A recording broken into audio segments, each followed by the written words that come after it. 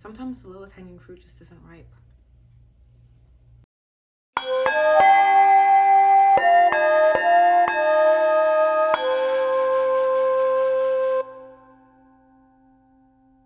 So way before I even was liberated from my job, I was thinking about offering an Airbnb experience. Now, Airbnb ended up stopping their Airbnb experiences for some time because I was looking at opening one like last year after I got my yoga certification, but they ended up closing it down and I didn't know when they were going to reopen it. But surprise, surprise, about a year after, they rebranded it. So now Airbnb offers not only experiences, but also services. So I was gonna offer my services as a yoga instructor, as well as offer a custom aromatherapy and breathwork Airbnb experience.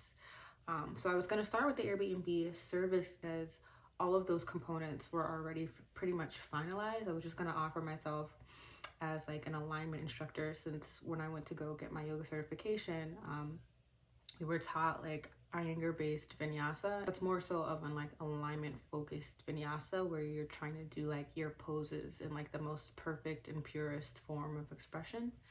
But I was denied, and I don't think I would have been as upset about being denied if I would have gotten like specific feedback on why my application was denied. And I kept going back and forth because if you go on Airbnb and look up like why your experience or service could be denied, they say that Airbnb will give you like specific reasons as to why, and they just didn't. I just got a blanket like form email saying that it was denied and that I should try again. But it's like, what do you want me to fix? Like, what is it? I don't know. Like they say that they background check, and it's like, do you not see my certification somewhere? Are you looking in the wrong places? Like, I don't know what it is, and it would be helpful to know what they're saying I'm not meeting so that I can fix it and have that back and forth. But it's neither here nor there. I'm honestly not even sure if I want to offer myself as a yoga instructor like that anyway. I think that this was a blessing in disguise, and I just need to pivot. I think eventually I will find my way back to it. I think more so with the breathwork experience, it's more up my alley in terms of like offerings. But being like a private yoga teacher, I'm not really sure how that is going to fit into my life at this point. So I think it all worked out in the end. But in the moment, I was pretty upset about it because it just seemed like such a great opportunity. I mean, I've been offering my rooms on Airbnb for about 2 years now. And the stream of inquiries is pretty good. You know, it's pretty constant once I have vacancy. So just doing the math on how I was pricing out the services, I was like, okay, I could replace the income that I lost and then some pretty quickly. So that's really why I was pretty upset about it, but I'm not anymore. And I've moved on since. But in that moment, my computer also needed to be repaired. Of course, I was almost done with my portfolio and I was almost ready to start applying for actual work on Upwork, but then I get a little notification on my computer that my battery needs to be serviced. And I was like, this couldn't have happened at the worst time. Like, I need my computer. How long is this gonna take? So I made an appointment at Best Buy. Best Buy calls me the day before the appointment and was like, you just want to make sure you're under warranty. We want to make sure that you're aware that it could take 2 to 3 weeks to get your battery fixed. And I was like, I cannot be without my computer for 2 to 3 weeks. Like, I just lost my job.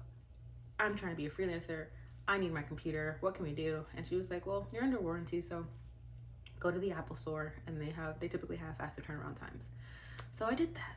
I went to the Apple store, let them know my situation, and they were like, you know, the best we can do is 3 to 5 days, but it's usually pretty quicker than that.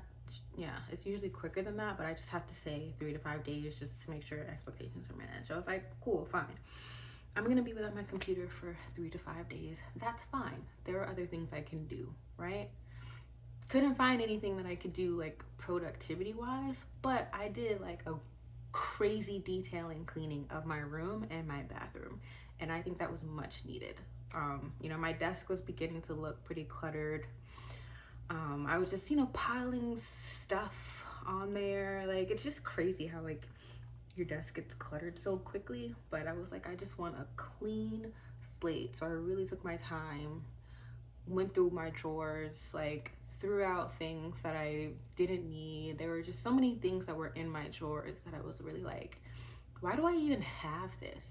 Like, what is this? What is this here for? So I just took a garbage bag and just started cleansing out and throwing away the things that I didn't need. I started going through my little like office shelf thing that I have in the front of my room, getting rid of the things. There was just so much junk in there. It was like, Ananti, like, why? Why do you have all of this? My drawers were like bursting. I at one point I couldn't even open them, like, because the shelves had collapsed within them.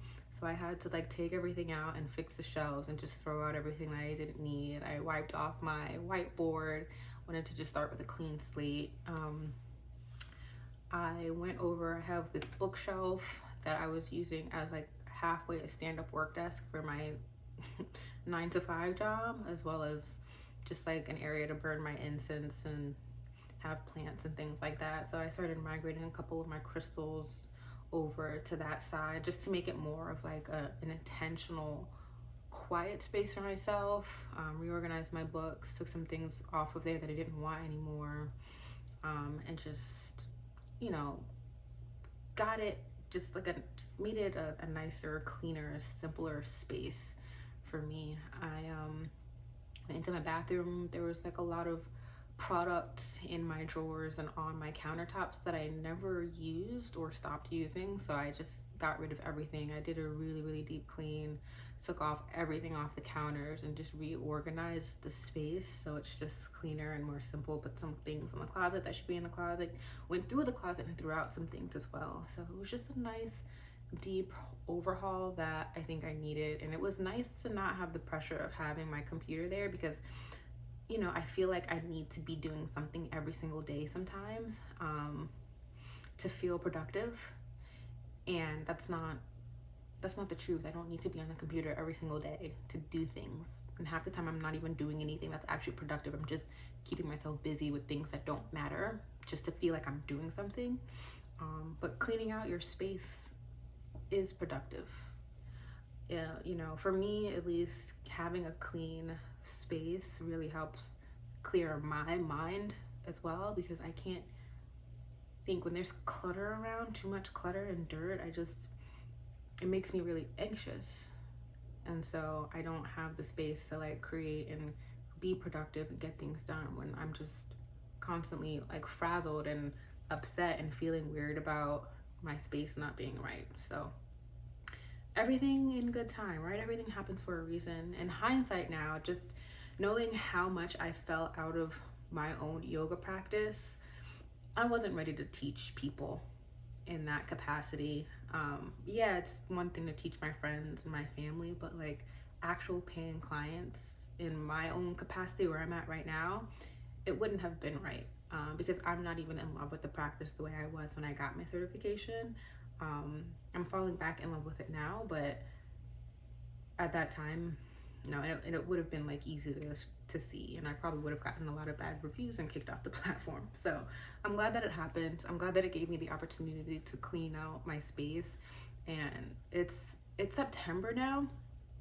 This was August back when this had happened, and it's September now. And just stemming from me cleaning out my space, I really started to I guess reassess my own habits and like reassess like what I'm actually trying to do. And again, I only benefited from having this brief reset, and I'm really grateful for that. So, and I'll go more in depth around it in the next video, because the next video is going to focus more also on how I redid my schedule. But for this one, I just think it was important to communicate. So despite not being able to have my services being offered on Airbnb quite yet, I think it worked out in the end, because one, at this point, I'm not ready to offer my services as a yoga teacher, to be quite frank.